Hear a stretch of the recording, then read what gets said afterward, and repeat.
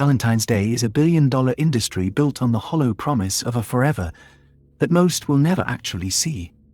But for some, the concept of forever is cut brutally short by a different, more jagged kind of human passion. Tonight, we examine 3 specific cases where the day of love became a frantic day of absolute, unmitigated carnage.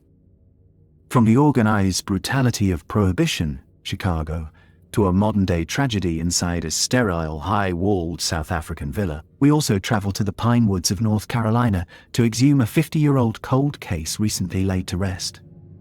These are the Valentine's Day murders, stories where the red of the roses was replaced by the red of iron. Beneath the surface of red lace and chocolate boxes lies a history written in heavy lead and bitter salt. Love is a fragile, glass-like thing, easily crushed under the immense weight of a desperate or obsessed mind. When the sun sets on February 14th, the shadows in the corner of your room start to grow sharp teeth. We walk through the literal crime scenes where the flowers never stayed fresh and the air never turned warm. We look into the eyes of those who saw their last sunset through a haze of absolute paralyzing terror. Some killers were fueled by simple greed, others by a jealousy that burned too hot for the heart to hold. They turned a celebration of human connection into a cold, lonely ritual of violent endings and permanent silences. Tonight, the truth we uncover is colder than the winter wind currently rattling the glass in your window frame. Listen closely to the heavy echoes left behind in these silent rooms where no one was left to scream. This is not a story of romance or healing, but a chronicle of the deepest parts of the abyss. Lock your doors tonight. The night is young, and the ghosts are just beginning to wake up. In 1929, Chicago was a city where the law was merely a suggestion, and the street was a grave. The air in North Clark Street is bitter, smelling of lake salt, exhaust, and the tang of illegal rye. Inside the SMC Cartage Company garage, 7 men wait for a shipment of hijacked whiskey that never arrives. They think it is a routine business deal, another day in the violent commerce of the American underworld. They have no idea they are about to become the faces of the most infamous execution in history.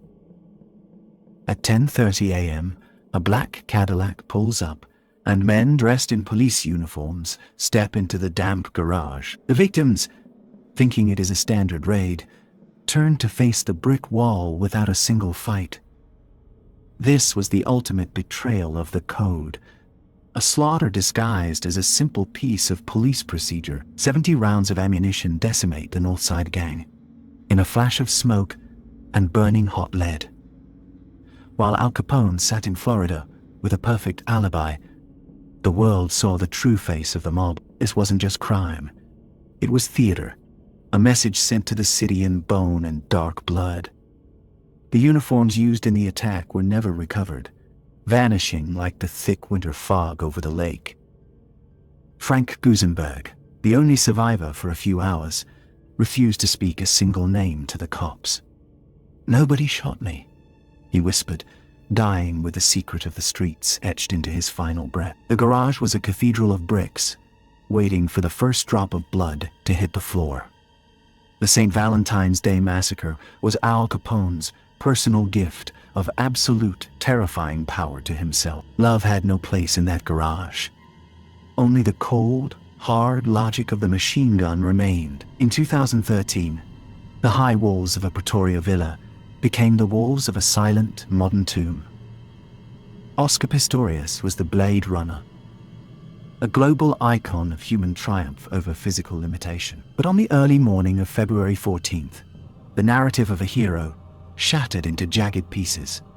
Within the confines of a locked bathroom, 4 hollow-point bullets ended the life of Reva Steenkamp. Pistorius claimed he thought she was an intruder, a shadow hiding in the dark of the night. The prosecution painted a darker picture, a volatile relationship fueled by jealousy and sudden, explosive rage. Neighbors heard the screams that morning, sounds that did not fit the peaceful luxury of the estate. Inside, the air was thick with the smell of gunpowder and the sound of panicked, shallow breath. The cricket bat used to smash through the door became a haunting symbol of that violent night. The world watched as the hero was led away in handcuffs, his glory stripped by the truth. Forensic trajectory evidence told a story that the defendant's tears could not fully erase or explain. An icon fell into a prison cell, leaving behind a family shattered by a holiday tragedy. The Valentine's card Rita never got to give him was found among the bloody debris. 4 shots, fired with lethal intent, left a hole in the world that no verdict fills. The intruder defense crumbled when the reality of the ballistics met the logic of the court. The villa stands as a monument to a night where the runner found the dark edge. Love and hate lived in that house. Only one survived the early hours of the morning. In 1971, Durham, North Carolina, was the setting for a story that would take decades to solve. Jesse McBain and Patricia Mann left a Valentine's dance, their young hearts full of the bright future. They disappeared into the cold southern night, never to be seen alive by their families again. Their bodies were found tied to a tree in a secluded lover's lane, a scene of evil. For 50 years, this cold case was a ghost that haunted the thick pine woods of Durham. A killer walked among the townsfolk, hiding in the plain light of day for a half-century. The car was found abandoned on a quiet road, its doors unlocked like a silent scream.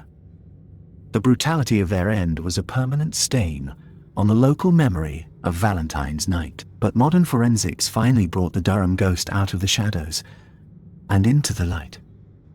Genetic genealogy opened a door that had been rusted shut since the Nixon era. The killer's own DNA, traced through relatives, became the final, undeniable conviction. He was a neighbor, a man who shared the same air as the community he traumatized. Though he passed away before justice reached him, the truth finally set the case to rest. Patricia and Jesse remain frozen in 1971, victims of a night that had no exit.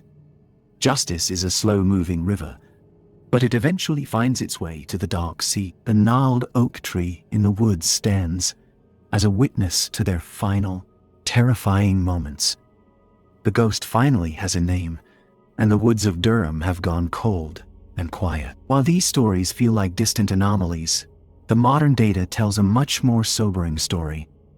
Domestic violence and homicidal spikes occur when the world expects nothing but performative love. These victims were more than just tabloid headlines. They were people with stolen, bright futures. The holiday often masks a reality of terror for those trapped behind heavy, closed doors. We tell their stories tonight to ensure the darkness never gets to claim them twice. Every Valentine's Day, the thin line between devotion and lethal obsession is tested and broken. Sleep well tonight, but always keep your eyes on the shadows that shouldn't be there. The world is a much colder place when the sun goes down on the 14th. We honor the lost by refusing to let their names fade into the white noise of silence. Remember that love should never leave a bruise or a bullet hole in a door. The night is long, and the secrets of the human heart are often sharp and violent. As the flowers wither and die, the truth remains etched in the dusty archives. Don't trust the quiet of a house where something in the air feels deeply wrong. The cost of an obsession is a heavy debt that is always paid in blood. Rest in peace to those who saw their last Valentines through a veil of fear. This is the dark reality of the day of love. A day of carnage for some. Never trust the silence after midnight. That's when the real monsters come home to roost. This is Midnight Country, where the darkest stories are told after midnight. Subscribe, stay alert, and never trust the silence.